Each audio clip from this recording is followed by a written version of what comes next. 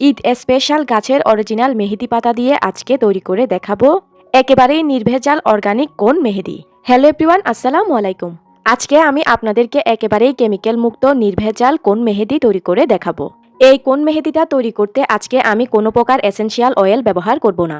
ঘরে থাকা খুবই সাধারণ উপকরণ দিয়ে আজকের এই কোন মেহেদিটা আমি তৈরি করব। সামনে যেহেতু ঈদ আসছে, তাই আমি তো বলবো আপনারা এখনই এই মেহেদিটা বানিয়ে ডিপ ফ্রিজে সংরক্ষণ করে রেখে দিন। চাঁদ রাতের দিন ডিপ ফ্রিজ থেকে বের করে এই মেহেদিটা আপনারা শুধু হাতে লাগাবেন। মেহেদিটা বানানোর স্টেপ বাই স্টেপ সবগুলো প্রসেস আমি আজকের এই ভিডিওতে আপনাদেরকে শিখিয়ে দিব। তাই আমি তো বলবো ভিডিওটি একদমই না টেনে শেষ পর্যন্ত দেখতে থাকুন। তবে চলুন এবার তাহলে শুরু করা যাক। প্রথমেই আমাদের লাগবে মেহেদি পাতা। এখানে আমি গাছ থেকে পেরে বেশ অনেকটাই মেহেদি পাতা নিয়ে নিয়েছি। এবারে এই মেহেদি পাতাগুলোকে এই অবস্থায় আমি ভালোভাবে রোদে শুকিয়ে নিব। তো দেখতেই পাচ্ছেন আমি এই মেহেদি পাতাগুলোকে ছাদে রোদে শুকাতে দিয়ে দিয়েছি। এই মেহেদি পাতাগুলো ভালো করে শুকাতে আমার 2 দিন সময় লাগবে। তো আমি এবারে ফিরে এলাম ঠিক 2 দিন পর। তো দেখতেই পাচ্ছেন এখন কিন্তু মেহেদি পাতাগুলো খুব ভালো করে শুকিয়ে একেবারে মুচমুচে হয়ে গিয়েছে। তো এবারে আমি এই মেহেদি পাতাগুলোকে একটা মিক্সার গ্রাইন্ডারের সাহায্যে খুব ভালো করে গুঁড়া করে নিব। আমি শুকনো মেহেদি পাতাগুলোকে একটা মিক্সার গ্রাইন্ডারের মধ্যে নিয়ে নিচ্ছি। এখন আমি ঢাকনাটা লাগিয়ে দিয়ে এই মেহেদিগুলোকে খুব ভালো করে মিক্সার গ্রাইন্ডারের সাহায্যে গুঁড়ো করে নিব। তো এখন আমি মেহেদিগুলোকে একেবারে মিহি করে গুঁড়া করে নিয়ে চলে এসেছি। মেহেদিগুলোকে এ পর্যায়ে একটু সময় নিয়ে খুব ভালো করে একেবারে মিহি করে গুঁড়া করে নিতে হবে। দেখতেই পাচ্ছেন আমি কিন্তু এগুলোকে একেবারে ফাইন পাউডার করে গুঁড়ো করে নিয়েছি। এবারে আমি এই সবগুলো মেহেদির গুঁড়াকে একটা ছাঁকনির সাহায্যে খুব ভালো করে ছেঁকে নিব। অবশ্যই কিন্তু এ পর্যায়ে মেহেদির গুঁড়াগুলোকে খুব ভালো করে ছেঁকে নিতে হবে। আমি মেহেদির গুঁড়াগুলোকে ছাঁকনির সাহায্যে খুব ভালো করে ছেঁকে নিয়েছি। ছেঁকে নেওয়ার পর অবশিষ্ট এই গুঁড়াগুলোকে আমি ফেলে দিব। এখন কিন্তু তৈরি হয়ে গিয়েছে হাতে তৈরি নির্ভেজাল মেহেদি পাউডার। এবারে এই মেহেদি গুঁড়ো দিয়ে মেহেদি বানানোর জন্য আমি এখানে একটা বাটি নিয়ে নিয়েছি। আমি সবগুলো মেহেদির গুঁড়োকে এখানে এরকম একটা কাপের সাহায্যে এই বাটির মধ্যে নিয়ে নিলাম, যেন মেজারমেন্ট করতে সুবিধা হয়। আমার সবগুলো মেহেদির গুঁড়ো মিলে আজকে টোটাল 1 কাপ পরিমাণ গুঁড়ো হয়েছে।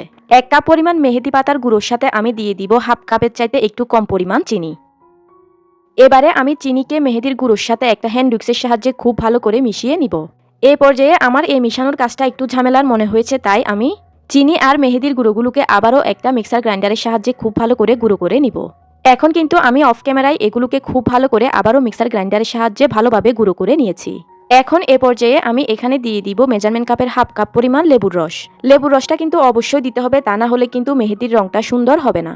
এখন আমি অল্প অল্প করে লেবুর রস একটা হ্যান্ড উইক্সের সাহায্যে এই মেহেদি গুঁড়োর সঙ্গে খুব ভালো করে মিশিয়ে দিব। আমি সবগুলো লেবুর রসকেই অল্প অল্প করে হ্যান্ড উইক্সের সাহায্যে মিশিয়ে দিব। সবগুলো লেবুর রসকে ভালোভাবে মিশিয়ে দেওয়ার পর এবারে এখানে আমি নিয়ে নিয়েছি মেজারমেন্ট কাপের 1 কাপ পরিমাণ ঘন চায়ের লিকার। এই পর্যায়ে কিন্তু এখানে একেবারে ঘন করা চায়ের লিকারটাই নিতে হবে। এখন আমি এই 1 কাপ পরিমাণ চায়ের লিকারকে অল্প অল্প করে আবারও খুব ভালো করে হ্যান্ড উইক্সের সাহায্যে মিশিয়ে দিব।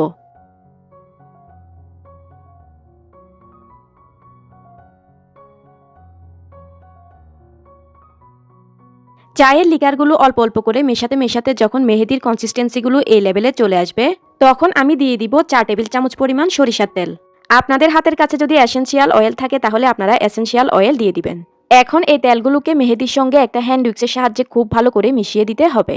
এই পর্যায়ে মিশিয়ে নেওয়াটা আমার কাছে একটু ঝামেলার মনে হয়েছে, তাই আমি আবারও মিক্সার গ্রাইন্ডারের সাহায্যে এগুলোকে খুব ভালো করে ব্লেন্ড করে নিব।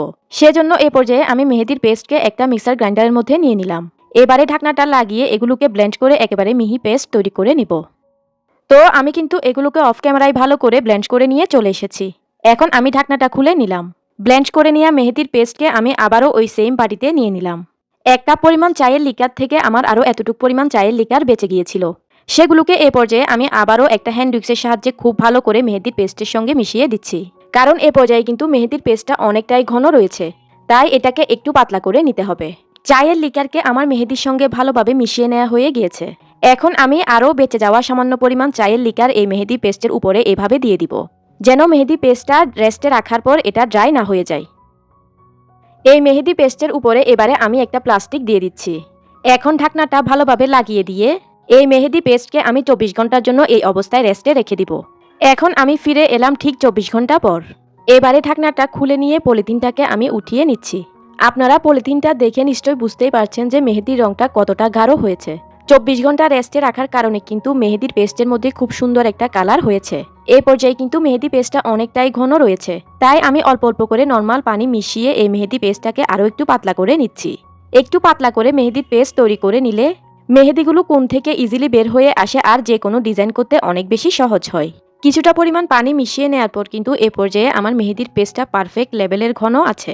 এখন আমি এই মেহেদির পেস্টকে আবারও মিক্সার গ্রাইন্ডারের মধ্যে নিয়ে নিলাম। এ পর্যায়ে কিন্তু আবারও খুব ভালো করে একেবারে মিহি করে এগুলোকে পেস্ট তৈরি করে নিতে হবে।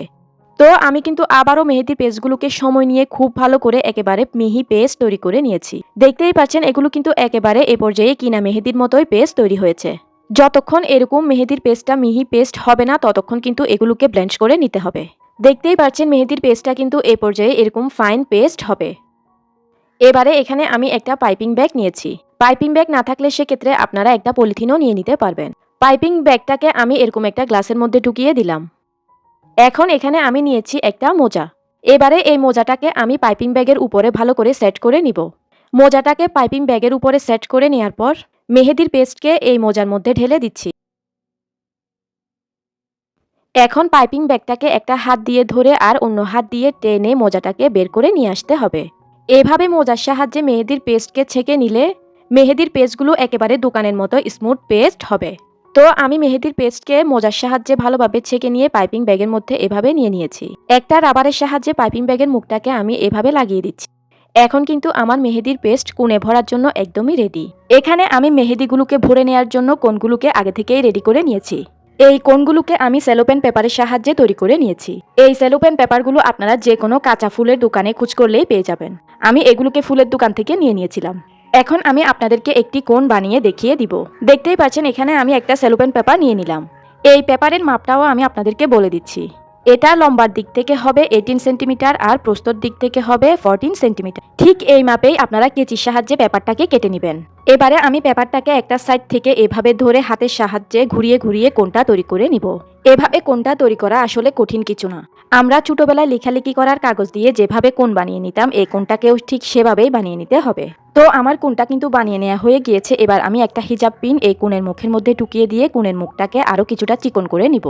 এভাবে হাতের সাহায্যে পেঁচিয়ে নিয়ে কোণটা তৈরি করা হয়ে গেলে শেষে এভাবে কস্টেপ দিয়ে কোণের মুখটাকে সিল করে দিতে হবে।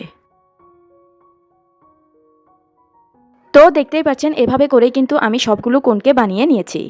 এখন আগে থেকে যে পাইপিং ব্যাগের মধ্যে মেহেদিটাকে ভরে রেখেছিলাম সেই মেহেদিগুলোকে আমি এই কোণের মধ্যে ভরে দিব।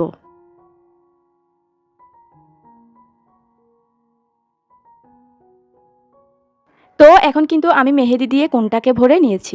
এবারে কোণের মুখটাকে এভাবে হাতের সাহায্যে একটু ফোল্ড করে নিয়ে তারপর কস্টেপের সাহায্যে ভালো করে মুখটাকে সিল করে দিব। এই পর্যায়ে একটু ভালোভাবেই কস্টেপ দিয়ে মেহেদির কোণের মুখটাকে সিল করে দিতে হবে, তা না হলে কিন্তু মেহেদিগুলো বেরিয়ে যাওয়ার সম্ভাবনা থাকবে। তো দেখতেই পারছেন এখন কিন্তু আমার একটি কোণ মেহেদি তৈরি হয়ে গিয়েছে। একইভাবে আমি সবগুলো কোণের মধ্যে মেহেদি ঢুকিয়ে তারপর কোণ মেহেদি তৈরি করে নিব। দেখতেই পাচ্ছেন আমি কিন্তু সবগুলো কোণ মেহেদি তৈরি করে নিয়েছি। এই মেহেদিগুলোকে আপনারা সংরক্ষণ করতে চাইলে এই অবস্থায় একটা বক্সে ভরে ডিপ ফ্রিজে রেখে দিবেন। এভাবে এই মেহেদিগুলোকে ডিপ ফ্রিজে রেখে দিলে এই মেহেদিগুলো প্রায় 6 মাস পর্যন্ত ভালো থাকবে। শুধুমাত্র মেহেদিগুলোকে হাতে দেওয়ার 1 ঘন্টা আগে ফ্রিজ থেকে নামিয়ে মেহেদিগুলোকে নরমাল করে নেবেন। এখন আমি এই কোণ মেহেদিটা আপনাদেরকে হাতে ডিজাইন করে দেখিয়ে দিচ্ছি।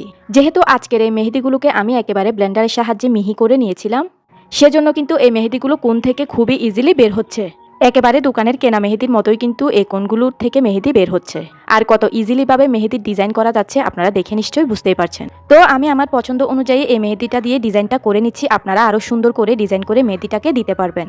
ভিউয়ার্স, আমার এই ভিডিওটা যদি আপনাদের কাছে ভালো লেগে থাকে তাহলে ভিডিওতে কিন্তু অবশ্যই একটা লাইক দিয়ে দিবেন। ভিডিওটি অবশ্যই আপনাদের ফ্রেন্ডস অ্যান্ড ফ্যামিলির মাঝে বেশি বেশি শেয়ার করে দিবেন। আর আপনি যদি আমার চ্যানেলে নতুন হয়ে থাকেন তাহলে চ্যানেলটি অবশ্যই সাবস্ক্রাইব করে পাশের বেল আইকনটি অন করে রাখবেন। তো এখন কিন্তু আমার মেহেদির ডিজাইন করা শেষ।